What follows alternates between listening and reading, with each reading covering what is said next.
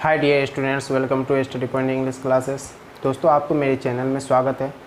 हम पिछले क्लास में सब्जेक्ट पढ़े थे और सब्जेक्ट के टाइप्स पढ़े थे। आज हम लोग सब्जेक्ट के टाइप्स का डेफिनेशन जानेंगे और उसका एग्जाम्पल के बारे में डिस्कस करेंगे। तो आप लोग अपना कॉपी निकालिए और तभी इस वीडियो को शुरू से अंत तक देखिए। शुरू से अंत तक देखने के साथ साथ आपको डेफिनेशन याद करने की ज़रूरत नहीं है, सभी डेफिनेशन मेरे साथ ही याद हो जाएगा। बहुत ही सिंपल लैंग्वेज में डेफिनेशन दिया गया है और हम देंगे आप लोग के सामने। तो चलिए हम शुरू करते हैं। तो सब्जेक्ट का मैंने 6 टाइप्स आपको बताया था, जिसमें पहला बताया था नाउन सब्जेक्ट, दूसरा बताए थे प्रोनाउन सब्जेक्ट, तीसरा है नाउन अंडरस्टूड सब्जेक्ट, चौथा है इन्फिनिटिव सब्जेक्ट, पाँचवा है जेंडियल सब्जेक्ट और लास्ट फ्रेजल सब्जेक्ट। तो दोस्तों, सबसे पहले हम लोग डिस्कस करते हैं पहला नाउन सब्जेक्ट पर। आप लोग भी लिखिए noun subject. First we know definition of noun subject. सबसे पहले हम लोग नाउन सब्जेक्ट का डेफिनेशन जानते हैं। देखिए, इसका डेफिनेशन बहुत आसान है। ऐसे कह सकते हैं, when a noun is used as a subject is called noun subject. Simple सा डेफिनेशन है। चलिए इसको लिख लेते हैं, आप लोग भी लिखिए। When a noun is used as a subject is called noun subject.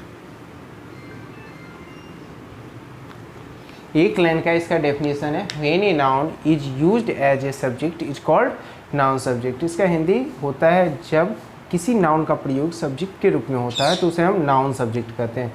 Noun subject के रूप में थोड़ा इसका कुछ एक्सप्लेनेशन है जिसको आप लोग सुन सकते हैं। नाउन सब्जेक्ट अगर सिंगुलर होगा तो इसके साथ आप सिंगुलर वर्ब का प्रयोग करिएगा। यदि नाउन सब्जेक्ट प्लूरल होगा तो उसके साथ प्लूरल वर्ब का प्रयोग करिएगा। सिंगुलर नाउन सब्जेक्ट के पहले आर्टिकल ए एंड द का प्रयोग आवश्यकता अनुसार होता ही है और आपको करना ही होगा।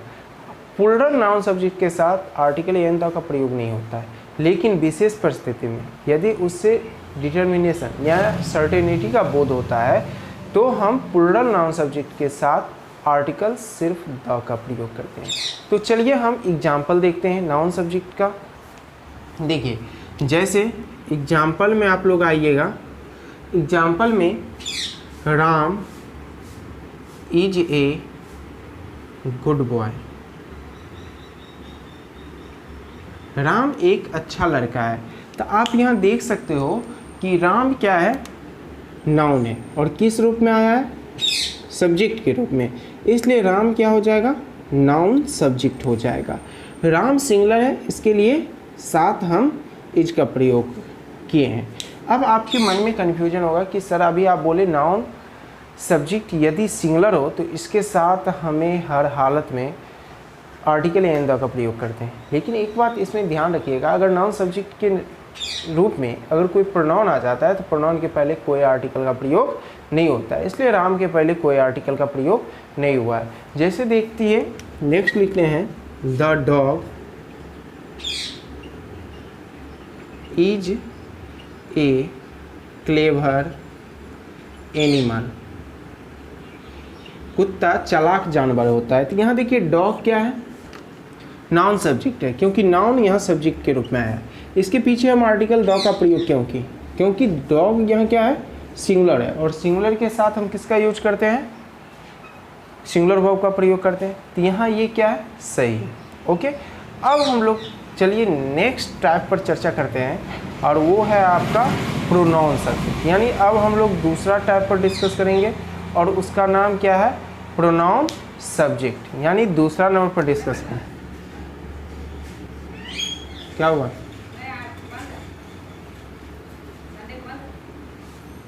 नहीं संडे को बोले, कल लेने बोले थे आने के लिए सबको। हाँ, 10वां खुला हुआ है 4 बजे से। अब लिखिए दूसरा प्रोनाउन सब्जेक्ट। अब हम लोग पढ़ेंगे pronoun subject.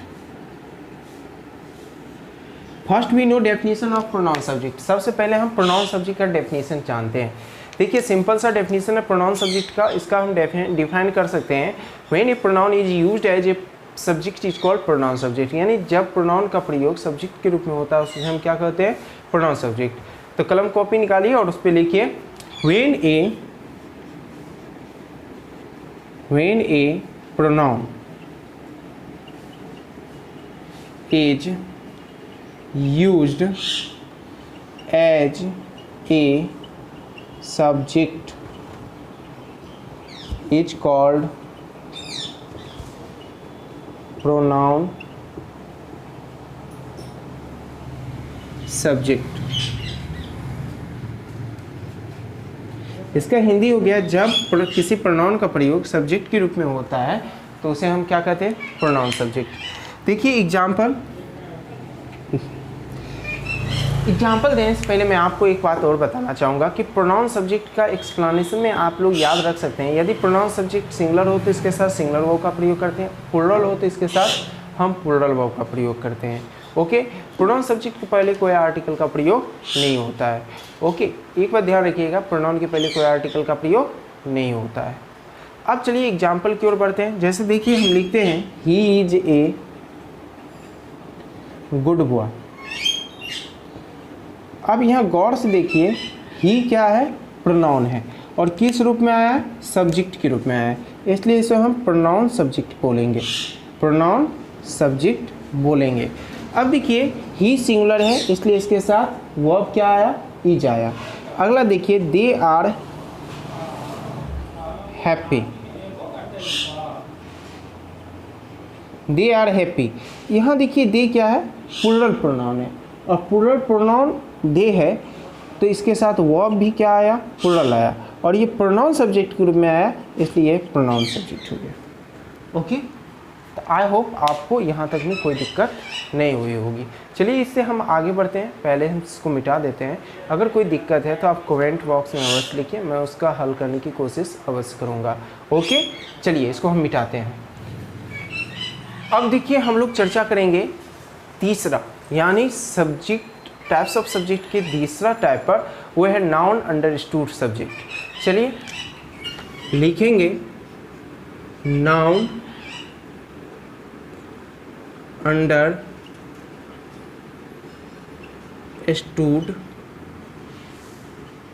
Subject. Noun understood subject. First we know definition of noun understood subject.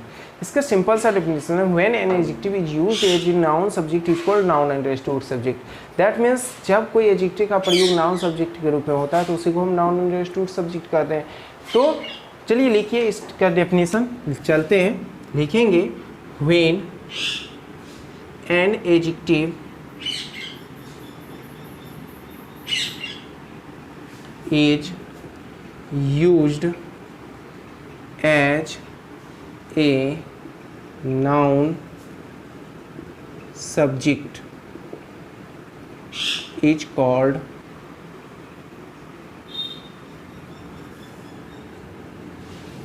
noun understood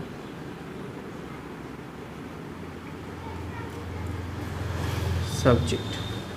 simple सा डेफिनेशन है when an adjective is used as a noun subject is called noun understood subject. यानी जिस adjective का प्रयोग noun subject के रूप में होता है तो उसे हम नाउन अंडरस्टूड सब्जेक्ट कहते हैं। चलिए इसका एक्सप्लेनेशन देख लेते हैं। एक बात ध्यान रखिएगा, नाउन अंडरस्टूड सब्जेक्ट हमेशा प्लुरल में होता है और इसका पहचान एकदम आसान होता है।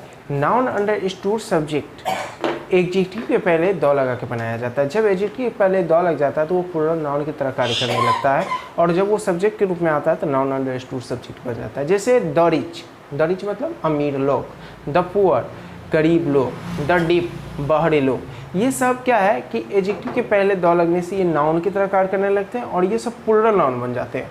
ठीक है, इसलिए नाउन अंडरस्टूड सब्जेक्ट हमेशा प्लुरल होता है। तो चलिए इसका एग्जाम्पल देख लेते हैं। द पुअर आर ऑनेस्ट, गरीब लोग ईमानदार होते हैं। यहाँ देखिए पुअर क्या है, एडजेक्टिव, लेकिन द लगने से ये क्या बन गया, नाउन। और ये किस रूप में आया, सब्जेक्ट के रूप में, इसलिए इसे हम नाउन अंडरस्टूड सब्जेक्ट बोलेंगे। और ये प्लुरल होता है, हमेशा क्या होता है, प्लुरल, इसलिए इसके साथ वर्ब आर का प्रयोग होता है। उसी तरह बहुत सारे एग्जाम्पल आप लोग ट्रांसलेशन बुक में भी बनाए होंगे। अमीर लोग अच्छे होते हैं, तो द रिच आर गुड, इस तरह आप लोग बनाए होंगे, लेकिन आपको पता नहीं होगा कि the rich noun understood subject के रूप में आता है। Okay, have you any confusion? तो बार बार मैं कहता हूँ यदि कोई कन्फ्यूजन हो तो आप मेरे कमेंट बॉक्स में अवश्य लिखें। चलिए अब हम लोग देखते हैं नेक्स्ट टाइप्स। अब है मेरे पास वो type infinitive subject. Write down infinitive subject. Infinitive subject का डेफिनेशन बहुत ही आसान है। चलिए इसका डेफाइन इस तरह हम कर सकते हैं, when an infinitive is used as a subject is called infinitive subject. जब किसी इन्फिनिटिव का प्रयोग सब्जेक्ट के रूप में होता है तो उसे हम इन्फिनिटिव सब्जेक्ट कहते हैं। सिंपल सा डेफिनेशन है इसका। तो चलिए इसको हम लिखते हैं, आप लोग भी लिखिए। व्हेन एन इन्फिनिटिव, देखिए इन्फिनिटिव क्या होता है कि V1 के पीछे जब आप 2 लगाते हैं तो 2 प्लस V1 इन्फिनिटिव ही होता है। तो आप लोग ध्यान रखिएगा, when an infinitive is used as a subject is called infinitive subject. When an infinitive is used as a subject is called infinitive subject। Simple सा डेफिनेशन है, आपको याद भी हो गया होगा। जब इन्फिनिटिव का प्रयोग सब्जेक्ट के रूप में होता है तो उसे हमें इन्फिनिटिव सब्जेक्ट कहते हैं। देखिए इन्फिनिटिव सब्जेक्ट का प्रयोग हमेशा सिंगुलर में होता है, इसके साथ कोई आर्टिकल का प्रयोग नहीं होता है, ये बात ध्यान रखिएगा। जब ये सिंगुलर होता है तो इसके साथ हमेशा सिंगुलर वर्ब का ही प्रयोग होता है, ये बात भी ध्यान में रखिएगा। चलिए हम इसका एग्जाम्पल देख लेते हैं। जैसे देखिए हम बोलते हैं तैरना एक अच्छा व्यायाम है, तो इसका अंग्रेजी क्या हो जाएगा, to swim is a good exercise. To swim is a good exercise. जैसे दौड़ना एक अच्छी आदत है, to run is a good habit. अब यहाँ देखिए टू रन टू स्विम, हम 2 एग्जाम्पल लिए हैं, और ये स्विम क्या है V1, रन क्या है V1, इसके पीछे 2 लगा, यानी ये दोनों इन्फिनिटिव है, लेकिन किस रूप में आ गया, सब्जेक्ट के रूप में, इसलिए ये दोनों क्या हो गया, infinitive subject. Okay, I hope आपको ये इन्फिनिटिव सब्जेक्ट अच्छी ढंग से समझ में आ गया होगा। चलिए अब हम टाइप्स ऑफ सब्जेक्ट के अंतर्गत आगे बढ़ते हैं और 5वां टाइप्स की ओर चलते हैं, फिर इसे हम मिटा देते हैं। चलिए 5वां पे आएंगे। 5वां है जिरंडियल सब्जेक्ट।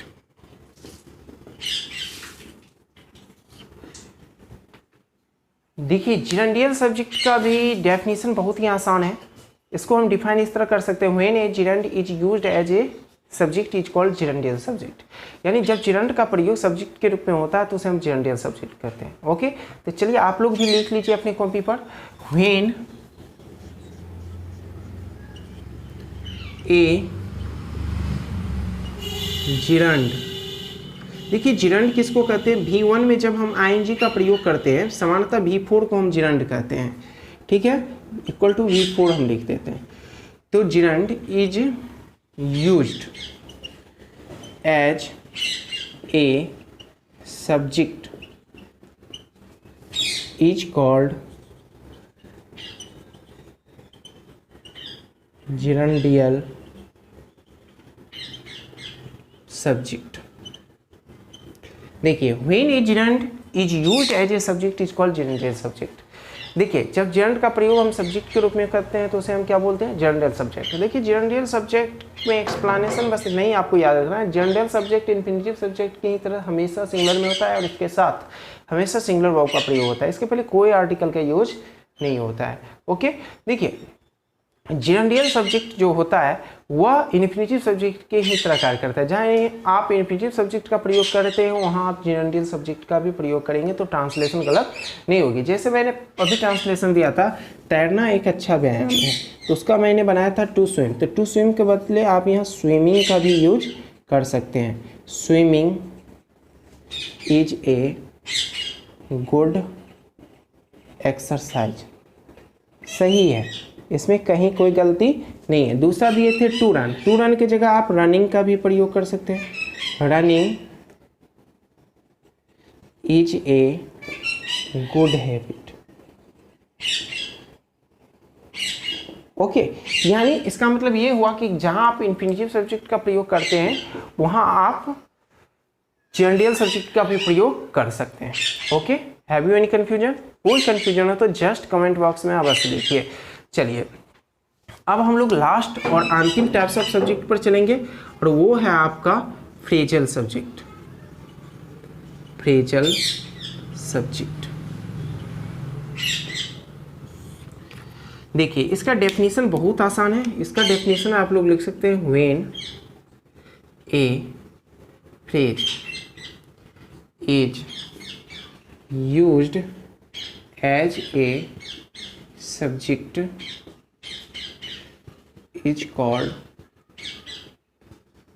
phrasal subject।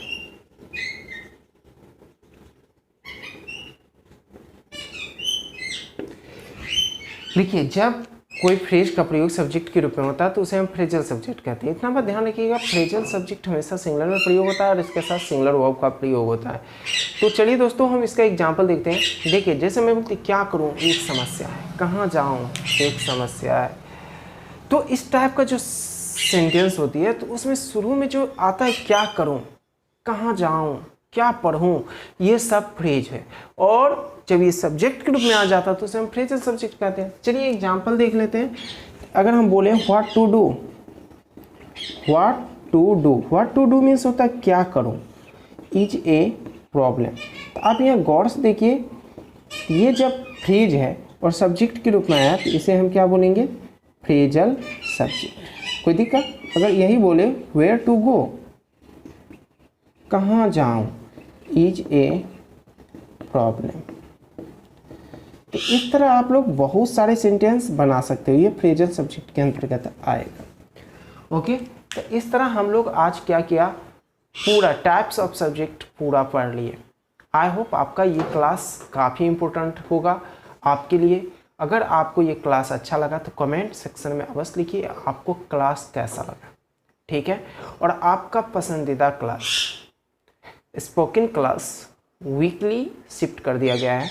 बहुत दिन से, लमसम 1 महीना से मैंने कोई क्लास नहीं दिया था स्पोकन को यूट्यूब पर। तो आप लोग को अगले वीक यानी संडे से हर एक संडे 30 मिनट्स का स्पोकन क्लास दूंगा और आप लोग रेगुलर। और जो मेरे नए व्यूअर हैं जो अभी तक मेरा स्पोकन क्लास नहीं देखे हैं, तो आपसे मैं यही कहूँगा कि मेरे चैनल के प्लेलिस्ट में स्पोकन क्लास के प्लेलिस्ट में जाके शुरू से वीडियो देख लीजिएगा, क्योंकि मैं जो क्लास दूंगा कि जहाँ तक मैं पढ़ा चुका हूँ उससे आगे ही दूंगा, पीछे नहीं दूंगा। और जो ग्रामर पढ़ना चाहते हैं मुझसे, वो complete English grammar bye Sundaram Kumar के चैनल लिस्ट में जाके आप शुरू से अभी तक सभी ग्रामर के पार्ट्स जाके देख लें, आपको काफ़ी मदद मिलेगी सभी कॉम्पिटिटिव एग्जाम में। यदि आपको ये क्लास अच्छा लगा तो लाइक कर लीजिए, अपने दोस्तों के बीच शेयर अवश्य कीजिए और जो नए व्यूअर हैं वो मेरे चैनल को सब्सक्राइब अवश्य कर लीजिए। आप लोग पर ही ये यूट्यूब चलता है, इसलिए आप लोग इसे ज़्यादा से ज़्यादा शेयर कीजिए। और जिस दिन 1000 सब्सक्राइबर इसमें पुर जाएगा तो उस दिन से मैं लाइव क्लास भी देने लगूँगा। आप लोग जो मेरे लमसम 200 सब्सक्राइबर पुरने वाले हैं उन्हें ढेर सारी बधाइयाँ जो आप पढ़ाई में इतना रुचि ले रहे हैं। आपको लॉट्स ऑफ थैंक्स मेरे तरफ से, क्योंकि आप इस परिस्थिति में भी अच्छे ढंग से पढ़ाई मेरे साथ कर रहे हैं और मेरे साथ जुड़े, इसके लिए आप लोग को थैंक यू। और आप लोग से ये भी एक रिक्वेस्ट है कि अपने सभी दोस्तों को इससे जोड़िए, वो भी इस क्लास से फ़ायदा लें। Okay, see you tomorrow, bye.